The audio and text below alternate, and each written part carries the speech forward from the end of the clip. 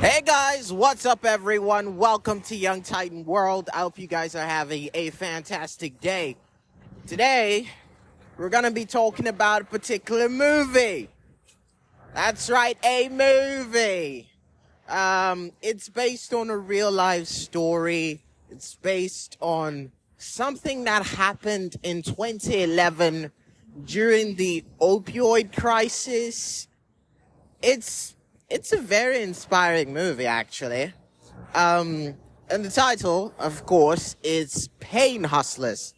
I was almost about to say painkillers because I probably need those. Anyways, Pain Hustlers has got really great actors and really great scenes that really give the actual happening, at least the real event, it gives it a little bit of life, it gives it a little bit of spunk that you don't really see in the actual situation. I'm not sure those who were living in that period ever thought that they'd end up as a movie or as a movie reference, but that is the case. Now, Pain Hustlers is about a woman who is struggling to make a living for herself and her daughter. So, even as a stripper, she decides to set out on this adventure and meet a guy who looks like he could help her out. And that is actually the case. So, dude gets her a job. She almost wants to quit because she has gone through an entire list. And let me tell you this, as a person who's worked as a sales executive, I can tell you that's a spot on shit. It's like I was watching my life before me, where they get to shout on your ass, insult the fuck out of you, and expect 100% performance. Now that's the shit that happens in sales, man. Like, they could tell you all the shit that happens on Wolf on Wall Street is crazy, but nah, man. And we're talking real type shit that goes on. And that's exactly what they were explaining. And that's exactly what they were doing in the movie. And I really loved that scene where the character that Chris Evans plays as is shouting on the phone whilst this woman is just trying to find a way to get her daughter to another place. And all of this time, he's just like hounding her. Even, it's like, there is no sadness, no sorrow. It's business. So bring out your 100% because even though you want to quit, I still own you till 5 o'clock. That was absolutely just intense. Anyway, so as the story goes on, we get an underdog who has no idea about the pharmacy or the pharma agencies or the corporations behind medicines, becomes this top-notch dog in that said sector. So it's like she's completely turned her life around. Her sister, who was letting her stay in her garage, she went out of that. Now she owns her own place, bought her mother a new car.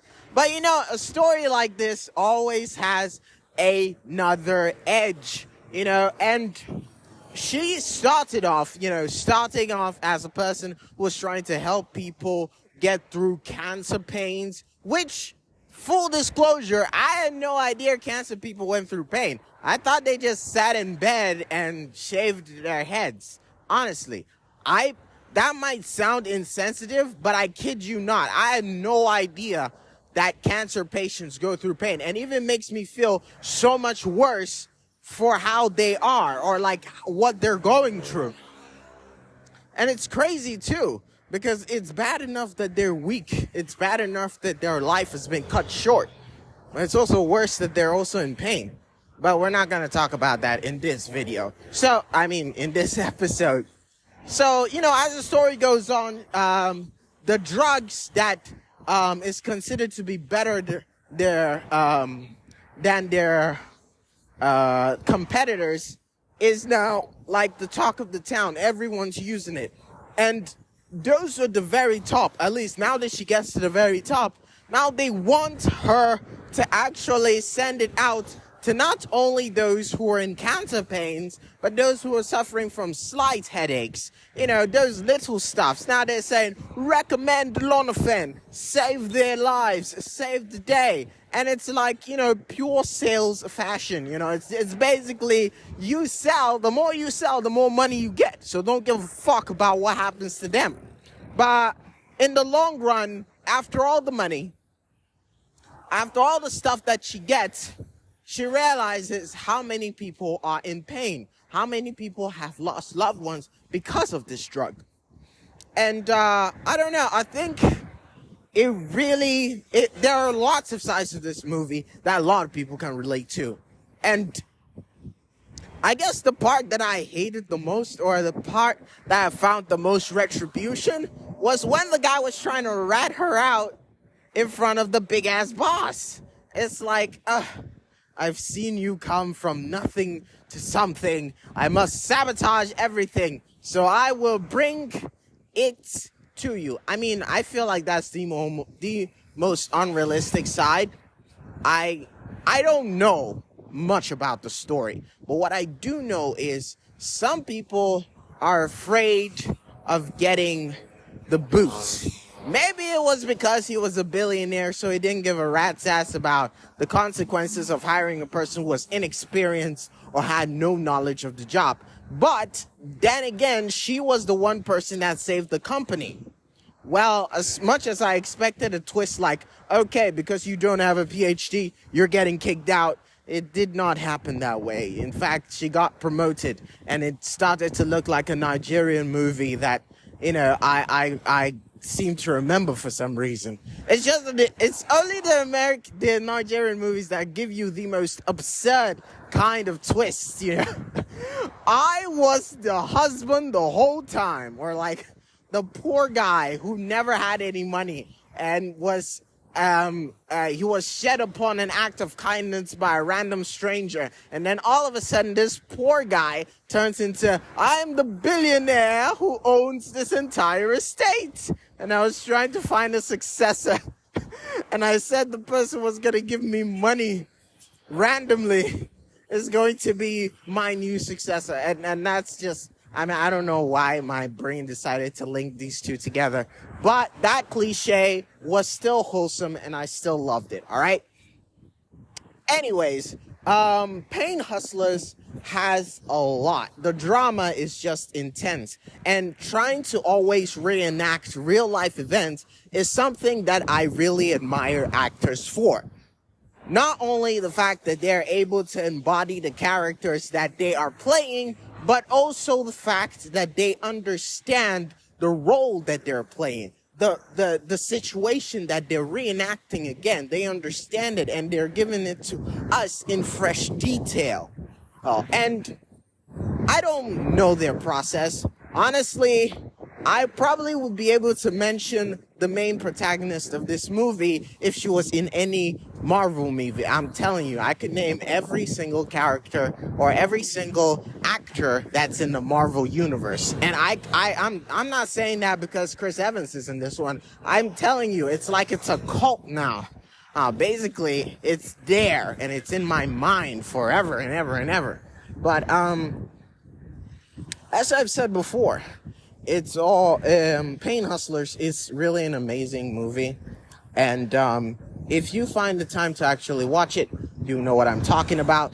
There's great acting, the scenery is great, the movie is great, the storyline is impressive, and I think at the end of the day, it's about morality. It's about which side are you on. Most of the time, we forego our morality when we're desperate to get money.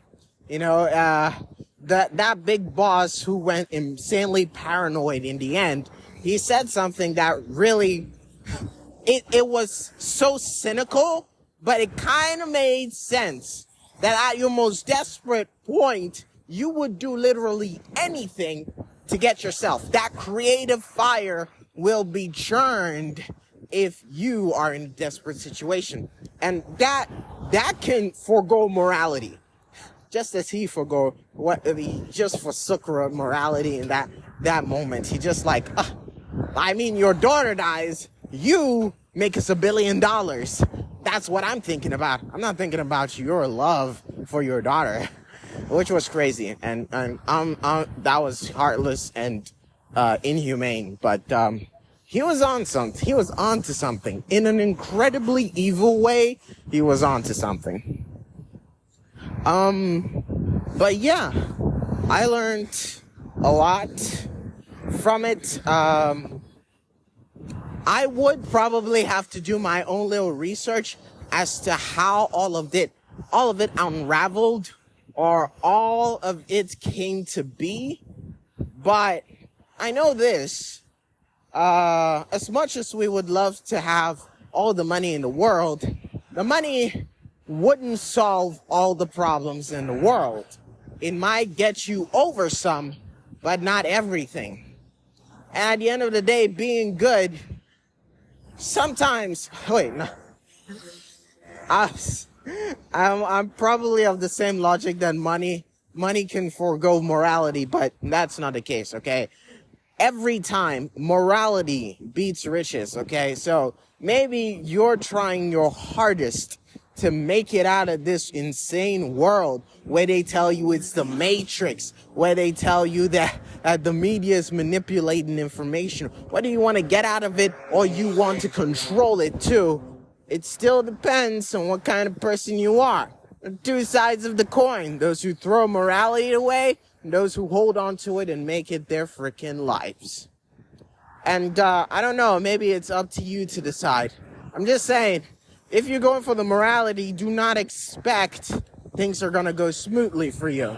Because that's the side that everyone's trying to avoid. Being the good guy does not get you the trophy. And at the end of the day, you might lose it all because you're good.